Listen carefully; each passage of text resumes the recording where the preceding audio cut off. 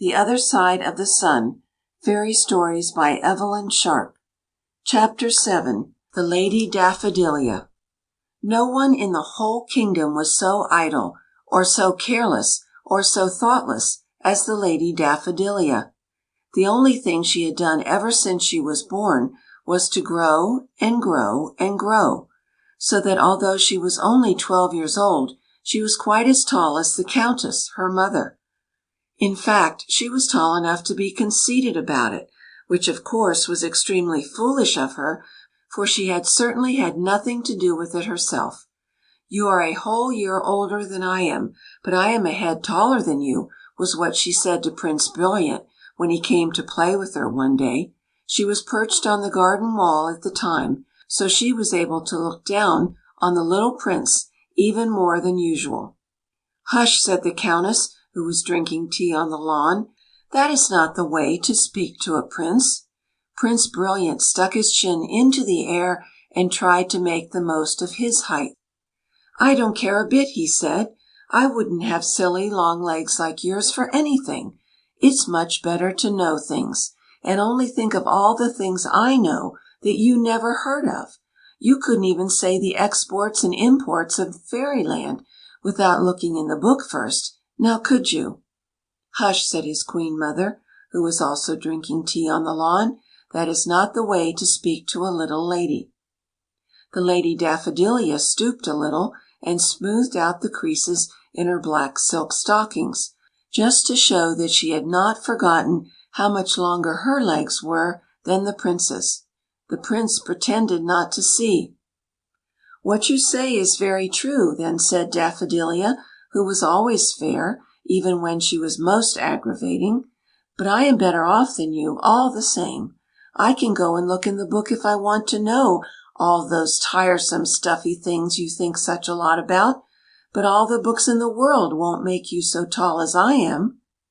The Prince was much annoyed, for there was no doubt that the Lady Daffodilia had the best of the argument. He aimed a most unprincely kick at a harmless geranium plant that, like the Lady Daffodilia, had never done anything in its life but grow, and he turned very red in the face. "You're only a girl," he said, "and girls think too much of themselves. That's what my professor says."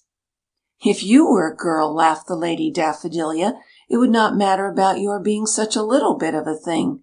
Is it not very unpleasant to be so short when you are a boy?" The Prince turned and walked quickly towards the garden gate. It was true that he was a prince, and could not therefore be rude to the Lady Daffodilia, but he was a boy too, and if he had stopped another minute he was quite certain he would have lifted her down from the wall and given her a good shaking. "Where are you going?" she cried after him, and laughed more than ever when she saw how cross she had made him. "Where are you going?" echoed the Queen and the Countess. Prince Brilliant turned when he reached the gate, and faced them all with a resolute look on his small round face. "I am going to find out the way to grow tall," he said. "I shall not come back until I am as tall as the Lady Daffodilia." Then he went through the gate and slammed it behind him, and marched away down the hot, dusty road. The Queen and the Countess only smiled, for they did not suppose he had gone for good. But the Lady Daffodilia slipped down from the wall and on to the grass lawn, and began to weep. "I have sent away my favourite Prince," she sobbed, "and I shall never have him to play with again."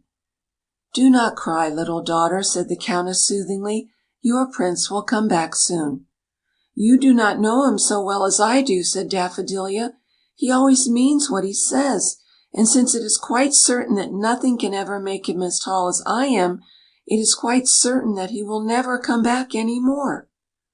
It seemed as though her words were likely to come true, for the Prince had not returned by bedtime, and although the King's messengers rode out that very night and hunted the whole country up and down for days and weeks and years, not a trace was ever found of the little Prince who had gone to learn the way to grow tall. So the kingdom was left without an heir to the throne, and the Lady Daffodilia was left without a playfellow.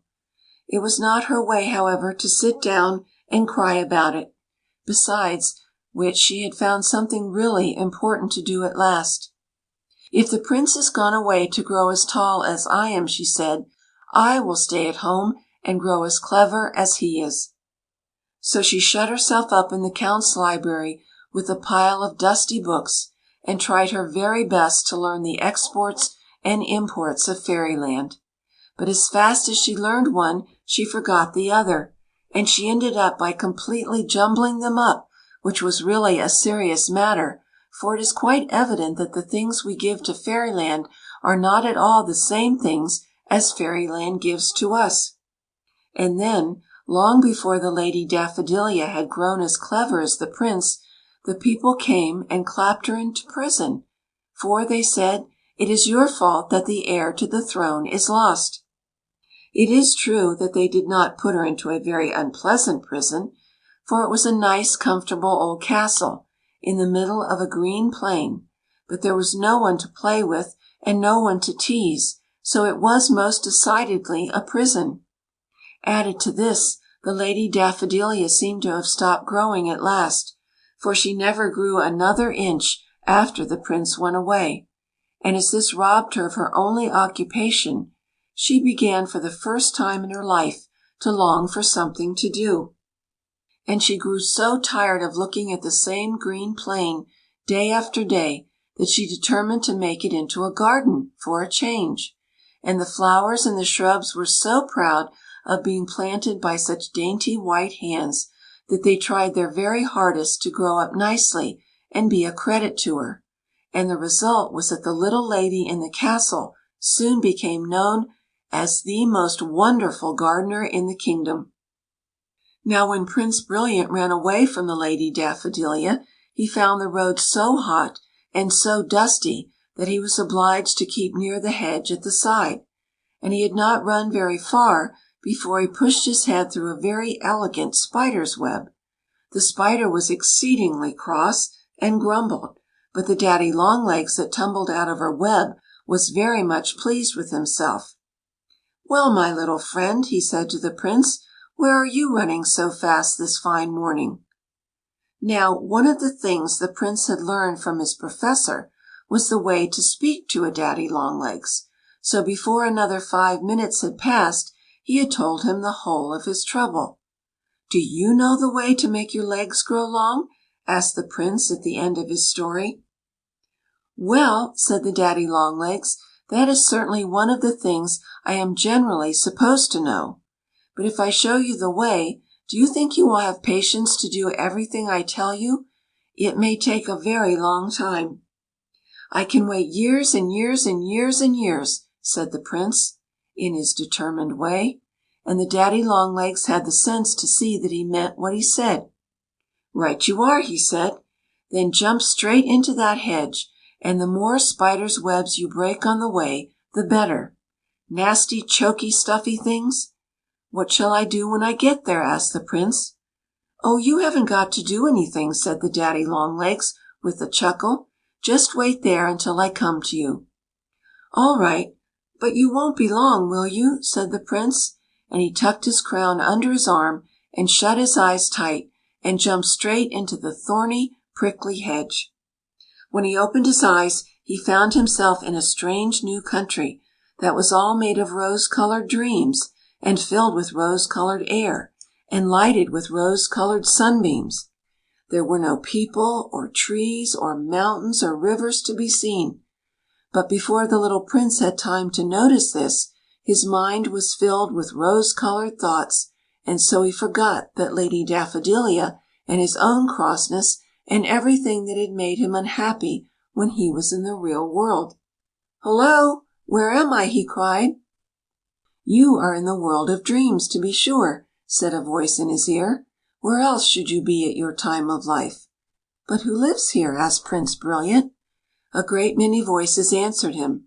"We live here, of course," they said. "We are really nice dreams, we are, and when children are the right sort like yourself, they come here to stay with us until they are grown up." "May I play with you, then?" asked the Prince. In the real world he had been too fond of books to play much, but here he felt as though he must do nothing but play all day long. "Of course you may," answered the dream voices. "That is what you are here for." Prince Brilliant was soon the happiest boy possible. Some people might think it dull to have playfellows who could not be seen, but the Prince thought nothing could be more delightful than to live in the midst of dreams for the rest of his life. It is true that he was fast forgetting everything that his professor had taught him, but this was hardly surprising, for there is no room in a very small head for serious thoughts as well as rose-colored ones. It is doubtful whether the Prince would ever have wanted to go back to the real world again, as if he had not met the daddy-long-legs one day, as he was strolling along with his favorite dream. "Hello," said the daddy-long-legs, chuckling. "I see it is time for you to go back into the real world." "What, already?" exclaimed the Prince. "Why, you said I should have to wait years and years and years and—" "You have been here exactly 7 years," interrupted the daddy-long-legs, "and it is time for you to meet the waking-up dream." The Prince suddenly began to remember things. "When shall I be as tall as the Lady Daffodilia?" he cried. But the daddy-long-legs had no time to do anything but chuckle before the waking-up dream came and seized hold of the Prince, and he found himself falling, falling, falling, down, down, down, until he dropped with a thud on a soft grass lawn and found himself in the middle of the most beautiful garden in the world. A little way off stood an old gray castle, and as he lay looking at it, the gate swung open, and out stepped a dainty, winsome little lady. The Prince sprang to his feet with a shout and held out his arms, and the Lady Daffodilia ran straight into them without stopping so much as to think. "How did you learn to grow so tall?" she asked, looking up at him. "Well," said the Prince, truthfully, "I just went into the world of dreams and waited till I was grown up. You see, I was a boy and not a girl all the time, so I was not in such a hurry as you to get my growing done early." "I tried to grow as clever as you," sighed Daffodilia, "but nothing would stop in my head. I couldn't even say the exports and imports of Fairyland without looking in the book first." "Never mind," laughed the Prince. "I don't believe there are any imports, for I am sure we have nothing good enough to send there. And as for the exports, there is only one thing that Fairyland has sent into this country that is worth remembering." "And what is that?" she asked anxiously. "It is something that is not very tall, and not very serious, and not very wise," answered the Prince. "But it is sweet and merry and charming, and it is called the Lady Daffodilia." End of chapter 7.